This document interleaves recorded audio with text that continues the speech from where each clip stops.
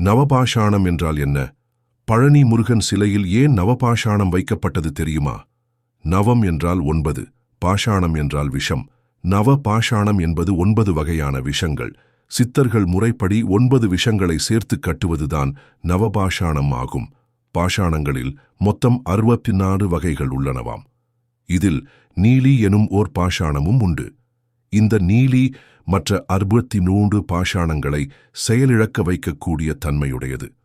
நவபாஷாணம் என்று கூறப்படும் இந்த 9 வகையான பாஷாணக்களுக்கும் தனித்தனியாக வேதியியல் இயற்பியல் பண்புண்டு.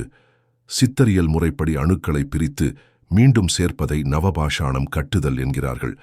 இதில் அடங்கியிருக்கும் 9 பாஷாணங்கள் சாதிலிங்கம், மனோசிலை, காந்தம், காரம், கந்தகம், பூரம், வெள்ளை பாஷாணம், கௌரி பாஷாணம், தொட்டி பாஷாணம். இந்த நவ பாஷாணத்தின் தன்மையில் நவகிரகங்களின் குணங்கள் ஒத்துள்ளன என்று கூறப்படுகிறது. நவபாஷாண கட்டு என்பது சித்தர்களால் மட்டுமே சாத்தியமான விஷயமாகும். நவபாஷாணத்தால் உருவாக்கப்படும் தெய்வ சிலைகள் நவகிரகங்களின் சக்தியை பெற்றுவிடுகிறது என்பது நம்பிக்கையாகும். தமிழ்நாட்டில் 4 இடங்களில் நவபாஷாண சிலைகள் உள்ளன.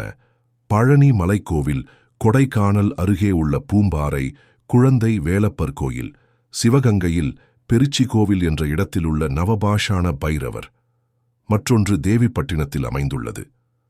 3இல் 2 சிலைகள் போகர் உருவாக்கியவை என்றும் தேவிப்பட்டினத்தில் இருக்கும் மற்றொன்றை யார் உருவாக்கினர் என்பது தெரியவில்லை. எதிர்காலத்தில் வரக்கூடிய ஒரு கொடிய நோய்க்காக சுமார் 2800 வருடத்திற்கு முன்னால் போகர் சித்தர் மூலம் உருவாக்கப்பட்டதுதான் இந்த நவபாஷாணம்.